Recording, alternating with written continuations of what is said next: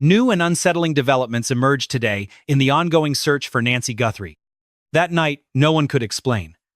There are nights that stay etched in your memory. Not because they were loud or dramatic, but because something about them feels off in a way you can't quite define. Quiet on the outside, controlled on the surface, but underneath all that absolute calm. Something was happening in that house that would take investigators months to understand. Nancy Guthrie wasn't the kind of woman who simply disappears. That sounds like a strange thing to say, but if you had known her, you'd understand exactly what I mean. Nancy was the kind of person with fixed routines. She woke up at the same time every morning. She drank the same coffee and called the same people on the same days. She was the center of her family, just like the sun is in a solar system. Everything else revolved around her. She was steady. She was always present. She was there. And then suddenly she wasn't. Her daughter Savannah would later describe the feeling of that night as something impossible to explain. It wasn't panic, at least not at first. It was something much quieter than that. That feeling when you walk into a room and immediately know something is out of place, even if you can't pinpoint what it is. You look around. Everything looks normal, but that gut feeling doesn't go away. That's the feeling Savannah had when she couldn't reach her mother that afternoon. Something was wrong. She didn't know exactly what, but she sensed it deep down. The man at the center of this case is Tommaso, Nancy's son-in-law, who had been part of the family for several years. Long enough to know every corner of that house. Long enough to know all of Nancy's habits. Long enough to understand her schedule better than anyone. Those who knew him described him as controlled, not cold, but rather careful. The kind of person who always thought before he spoke. Someone who always seemed to know what he wanted, and the exact way to get it. Weeks before that night in April, something changed in the home. Nancy made some moves. Legal changes. Significant financial adjustments. The kind of changes that affect who controls the assets and who has access to them. Investigators examined these changes with a fine-tooth comb. Not because updating legal documents is unusual, because it really isn't for anyone. People do it all the time, but in this case, the timing mattered a great deal. The nature of those changes mattered, and the reaction to them mattered, most of all. Tommaso had become quieter during that period, much more withdrawn. He looked focused in a different way from his usual cautiousness. People close to the family noticed. Even though most of them struggled to put into words what they were actually observing, he was simply different. Something inside him had shifted. Something nameless at the time, but that would later make complete sense. This is where the night truly begins. Nancy had a pacemaker. This is an extremely crucial detail in the entire case, so it's worth explaining exactly what that means. A pacemaker is a small device placed in the chest to regulate the heartbeat. It sends small electrical signals to the heart so that it always maintains a correct and steady rhythm. But it also does something else. Something that whoever took Nancy didn't know about or didn't carefully plan for. The device keeps a record. A precise and detailed record of every heartbeat. Every change in rhythm. Every sign of stress movement or distress. The pacemaker doesn't lie or forget. It simply records second by second exactly what the heart is experiencing. When investigators pulled that data, what they found left them completely stunned. At 8:42 in the evening, Nancy's heart rate changed. The data showed physical distress. It wasn't a slight change like climbing the stairs quickly or being startled by a sudden loud noise. This was much deeper. These were readings doctors associate with fear with a body under severe pressure while something is forcing it to fight to survive. 5 minutes later, at 8:47, the pattern shifted. The movement readings became abnormal. The kind of data the device records when a body is being moved. Not walking on its own, but being carried by someone else. Carried, held, dragged. That pacemaker recorded everything without judgment, without pauses, without missing a single second of the action. At 8:52, the device detected a cardiac event. A truly serious one. At 9:03 at night, the signal stopped completely. 21 minutes. From the first sign of distress to absolute silence, exactly 21 minutes had passed. That's the window of time investigators were given to work with on the case. It's a 21-minute box where everything important happened and where no call for help was ever made. No ambulances. No neighbors alerted. Not a single 911 call from inside that house. The street outside remained calm. The neighborhood went on with its evening as if nothing was happening. Meanwhile, the pacemaker recorded the end of something and then went silent forever. The question that arose from that data was as simple as it was devastating. Why didn't anyone call for help? If this had been an accident, if Nancy had suffered a sudden medical emergency, and the witness had panicked without knowing what to do, the logical reaction is to grab the phone. That's what anyone does when someone collapses in front of their eyes. They call for help. They scream. They run out. They pound on the neighbor's door. They do something loud and visible to everyone. Because the person collapsing is someone they love, and every instinct in the human body pushes you to act immediately, to seek help to try to save them. None of that happened. Instead, there was only silence. A deliberate, sustained silence. In a criminal investigation, staying quiet after a death is not a neutral choice. Staying silent is a decision. And what's decided after someone's last heartbeat is the most revealing thing there is about the person who made that decision. When Savannah reached out to Tommaso that night, he sounded very calm. She would specifically remember that the serenity in his voice and the coldness of all his answers. He told her not to worry, that everything was fine. He assured her that Nancy was just resting. Savannah pushed back. She asked much more direct questions. He answered with short phrases that revealed nothing at all. He didn't ask her to come over. He didn't say, "Come see for yourself. Your mother is right here with me." He kept the conversation under control and very brief, then hung up. That night, Savannah couldn't sleep a wink. By the next morning, Nancy was gone. But not like someone who leaves of their own free will. Not like someone who packs their things, makes a decision, and starts a new life somewhere else. She was gone, leaving the house intact. Dishes in the rack, her shoes near the entrance. Her glasses on the table next to a book, open to a page she would never finish reading. Everything in its place, except her. She was gone in a way that made no logical sense. Her departure felt deliberate, definitive, and deeply, terribly wrong in every way. As soon as Savannah called the police, the official investigation began. The first thing detectives noticed when they walked in was what was missing more than what was there. There were no signs of forced entry, no broken locks, no shattered glass, no doors knocked down.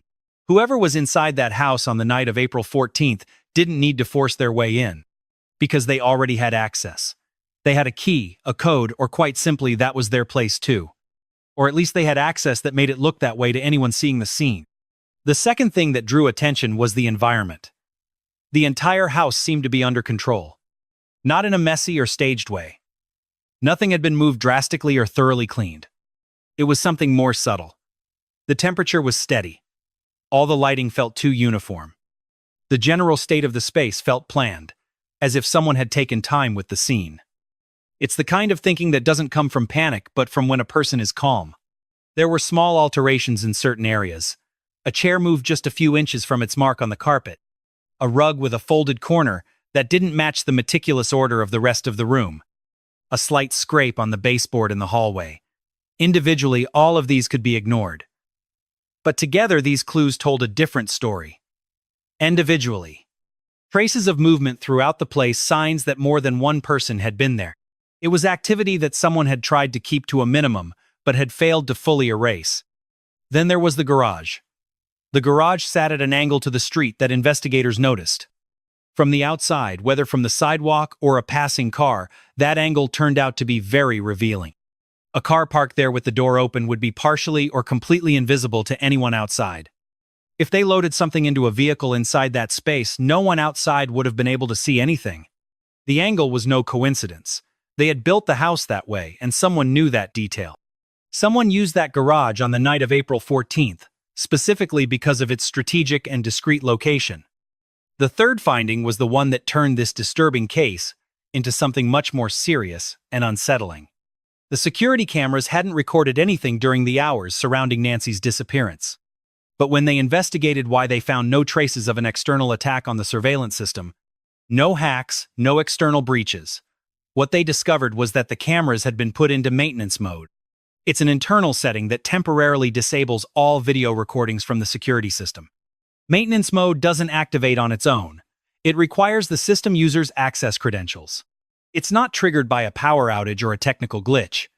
It needs someone who knows the system. Someone with access to the account who made the conscious decision to shut everything down before it began. That finding changed everything. Until then, there was still a version of the events, however weak. A story where something tragic happened unexpectedly, and someone reacted badly out of pure fear or confusion. A version with no malice, just failure. Just a wrong decision made in a terrible instant. The disabled cameras erased that possibility. You don't shut off the security system just because you're panicking. You don't log into the system to put it on maintenance because you're scared or overwhelmed by the situation. That's done beforehand. That's done when you're meticulously preparing. You do it when you know something is going to happen, and you don't want any record left behind. By the end of the first day of investigations, the question was no longer whether something tragic had happened. The real question was, who had planned it? How long had they been planning it, and where had they taken her once that fateful night was over? One word. That was all. A single word sent from Tommaso's cell phone at 9:11. On April 14th, 8 minutes after Nancy's pacemaker went silent. Handled. Investigators analyzed that word for a long time. They looked at the exact moment of the send and the raw language. They looked at who it was sent to, and every detail of that message made their hair stand on end. Handled isn't a word you use when a loved one suffers a serious medical emergency. It's not the term you reach for when you're scared, you're confused, and you're hoping for the best. There's no emotion in it. No grief. No trace of someone who has just witnessed something horrifying. It's the word you use when a task is complete, when a problem has been resolved, when something that needed taking care of is done, and you let someone know their long wait is over. The message was sent to a number they couldn't trace quickly because it belonged to a burner phone. The kind of device you buy with cash at any gas station or general store. Useful for when you don't want your name linked to any phone number. They're used when communication is necessary, but no trace can be left behind in the usual way. A phone that exists only because someone decided that certain conversations should never be traced. That burner phone was never physically recovered, but its existence alone confirmed something sinister. It changed the shape of the entire criminal investigation, and Tommaso wasn't the only person involved. There was someone else. A second person who had been patiently waiting for that specific word. At that exact moment from that particular person, and who upon receiving it took on their role. Someone who knew what handled meant in that context. Someone part of the plan from the very beginning. The case had just transformed into something much larger and more coordinated than was first thought. They began pulling all the digital information available at that moment. Phone records from weeks back. Location data extracted from devices connected to the home network. Movement history from apps that automatically track your location. The kind of tracking that runs silently in the background. GPS coordinates stored in vehicles. Connections to phone networks that record which tower a device pings as it moves through the area. Everything was requested, analyzed, and organized in chronological order within a very detailed timeline. Investigators put it together, piece by piece, after days of work. From that data, a trail emerged. It wasn't a perfect trail. Whoever planned this was careful in certain ways, but being cautious doesn't make you invisible. When you move through the world with a phone in your pocket, you leave constant marks on the digital landscape. Regardless of intent, every tower your phone connects to records that connection. Every active app records your position, every search you make, and every one of your routes. Every moment your device communicates with a network creates a record stored on some server. Patient and permanent, waiting for someone with a court order to come looking for it. The data showed movement starting shortly after 9 in the evening on April 14th. A device tied to someone present in that house began to move. And it wasn't going aimlessly. It wasn't the erratic pattern of someone getting into a car without a clear destination. This movement had a defined direction from the start. It followed a specific route out of the residential area. It passed through the commercial zones on the outskirts of the city and headed straight toward the desert. The desert. It's worth pausing for a moment to understand exactly why that destination is so relevant. The desert surrounding that part of the country is vast. It's remote in a way cities never are. There are stretches where you can drive for 20 minutes without seeing a single light or any other vehicle nearby. The ground is hard in some parts and soft in others. The landscape devours everything it touches. Objects buried out there, far from roads and trails, can stay hidden for years on end. Sometimes forever. The desert is in the most terrible sense a place where evidence vanishes. a place where the things that shouldn't be found are taken. Whoever drove out there knew this. On the night of April 14th, the data showed that the device stopped at a specific location. Those coordinates were carefully recorded and marked. The device stayed at that point for a defined amount of time. It wasn't a brief stop. It lasted long enough to do something. And then the trail moved again. It went deeper into the desert before making the trip back to the city. 2 stops, 2 locations, both recorded and marked. Investigators drove out to the first site. They brought equipment and forensic experts, trained in ground searches and criminal evidence collection. They approached the area carefully and methodically. That's how you approach a place when you believe it holds something important that shouldn't be disturbed. What they found confirmed their worst suspicions. Tire tracks in the ground indicated a very heavy load. Not just the weight of the vehicle, but the additional weight of something they were carrying inside. The tracks showed a vehicle that had backed in rather than driving in head first. This is the method you use when you need to minimize the distance between the vehicle and solid ground. Clean entry. Clean exit. There were no signs of doubt or hesitation in the pattern of the trail. This was done by someone who knew what they were doing and had planned every one of the practical details. The nearby ground was disturbed, but it wasn't dramatic. From a distance, the area looked like ordinary desert terrain. But up close, the signs were absolutely unmistakable. The earth had been turned over. It was packed down in spots where desert ground is usually loose. It was loose in places where it should have been firm. The kind of disturbance that requires considerable physical effort. Despite the effort, it's impossible to fully hide it because the earth always remembers pressure. It keeps the imprint of what happened for far longer than anyone imagines. Forensic teams combed through the area carefully. The first key find was fabric buried just below the surface. A piece torn rather than cut of a material that matched the clothing Nancy had been wearing. It wasn't the entire garment, just a fragment, but it was real evidence. It was something physical and tangible. That linked this point in the desert, far from her home, directly to Nancy Guthrie. It placed her there, or at least her clothing, hours after her pacemaker stopped sending a signal. The second find was the one that truly shook the investigation. Part of the pacemaker casing.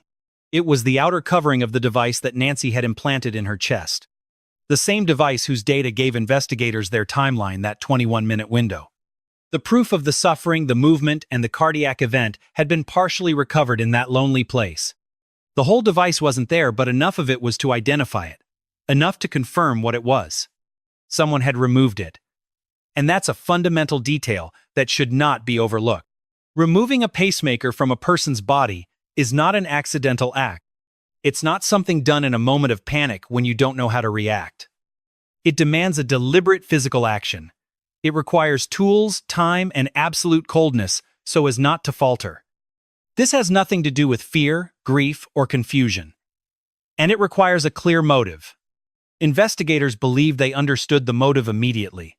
Someone knew exactly what information the pacemaker held. Someone understood that the device had recorded every second of those critical 21 minutes. The pain, the strange movement, the cardiac arrest, and then total silence. And they knew that if the device was recovered and analyzed, it would tell a terrifying story. A story impossible to refute or explain away with lies. That's why they made a decision. The pacemaker had to disappear. It had to leave the house along with Nancy's body. They took it to a place where no one would find it, burying it far enough away from everything. But it wasn't enough. Either something went wrong at that first site, or they simply ran out of time. Because the casing was there in the dirt and partially exposed when investigators arrived with their equipment. At the station, the interrogation with Tommaso heated up. Investigators laid all the evidence out on the table. The pacemaker data, the 21-minute timeline, and that message with its exact timestamp. The movement tracking out to the desert, the coordinates of the stops and the tire tracks. The fabric and the recovered casing. They presented it all methodically, while watching his reaction as he saw it. Then they asked him for explanations. His initial response was vague, with that tone rehearsed speeches tend to have. Vague enough to seem like confusion, but structured like an alibi. He said he panicked. He claimed he didn't know how to react when Nancy collapsed in front of him. He said it took time before he could think clearly, and that he was afraid of how everything would look. He made bad decisions out of pure terror. Investigators let him finish. Then they asked about the message. Tommaso went quiet for the first time. They asked him specifically about the prepaid phone, the number he sent the message to, and the device that received the code word handled. This happened 8 minutes after the pacemaker stopped. He pretended not to understand what they were referring to. They showed him the records. He shifted in his seat and his version changed. He admitted he had contacted someone. He said he needed help. He claimed he didn't know who else he could turn to in that moment. They asked him what kind of help he was looking for. He kept a long silence before answering. Then he confessed that he needed help with the handling. That word landed hard and lingered in the air. Handling. Not help to take Nancy to the hospital. Not help knowing what emergency number to call. It wasn't the kind of help someone overwhelmed by tragedy would ask for. It was something far colder. Talking about handling implied control, a situation managed under a macabre plan instead of a reaction to chaos. It implied that after Nancy's death, there were no panic-driven mistakes but a second accomplice, a route 2 stops in the desert, and the deliberate extraction of a medical device. And a one-word message confirming that everything went according to plan. His story changed more than once during that interrogation. The timestamps he gave didn't line up with the data. His explanations for certain gaps fell apart when investigators presented physical evidence that completely contradicted them. He wasn't someone lacking intelligence, and that made the inconsistencies far more significant, not less. A smart person telling the truth adjusts their story when they receive new, relevant information, because they're simply trying to get closer to what actually happened. A smart guy running a false story changes his account in the face of evidence to find a version that fits. By the time that session ended, the shape of the criminal case had completely changed. It was no longer about questioning whether something deliberate had happened there. The evidence had already answered that. Now the question was full responsibility. Every decision made every person involved, and every place that still hadn't revealed the secrets it was hiding. The desert had more to say, and investigators planned to listen. The desert doesn't give up its secrets easily. Investigators knew that well. They had worked cases in remote terrain before. They understood that wide, unpopulated land has a peculiar way of absorbing everything, swallowing evidence and erasing tracks, making recovery feel like searching for something that doesn't want to be found. But they also knew something else, something experience teaches you after enough years on the job. The desert is patient, and so are those who search. After completely processing the first site, they recovered the fabric, and the pacemaker casing was logged and bagged. They documented the tire tracks from every angle, and investigators went back to the movement data. Because the trail didn't end there, the device had kept moving after that initial stop. It continued deep into the desert away from the highway and from any road on a standard map. It was an area that required deliberate navigation to reach, not a place you stumble onto by chance. A place you had to know or have explored ahead of time. The data pointed to that second stop, and that's where investigators had to go. The route to the second point took them off the pavement entirely. They first crossed packed earth and then terrain that barely qualified as a trail. Compressed ground, where vehicles had passed before, not recently, and not often, but enough to leave a faint impression. The kind of route that doesn't show up on any GPS. The kind of road someone finds by going out with plenty of time. And learning it on purpose. That detail didn't escape the investigators driving through. When they reached the coordinates marked by the movement data, they stopped to observe what they had in front of them. On the surface, it looked like any other stretch of desert they had crossed to get to that exact point. Flat in spots with rock formations in others, and dry brush scattered all over the ground. Nothing that would make anyone behind the wheel slow down to look twice. But investigators don't look at things the way ordinary people do. They observe the terrain in a different way. They watch how the soil settles, how it packs down, and how it holds or releases moisture at different depths. They observe brush that has been disturbed and grown back slightly off-center. And they see rocks that have been moved and replaced, but not exactly in the position gravity would have given them originally. They look for traces of human decisions in a landscape that is supposed to look completely untouched. At the second site, those traces were there. The disturbance of the soil was greater than at the first point. It covered a larger area and was much deeper. Whatever they did there required more time and physical effort than what happened at the first stop. The soil profile showed layers separated and replaced, dug down to a fairly significant depth.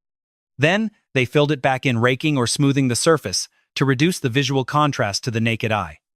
Someone worked hard at this place. And despite everything investigators brought to that second site, including ground-penetrating radar search dogs and forensic teams working meticulous grids across the area. Nancy was not found. She wasn't there. Or if she was, the search hadn't found her yet.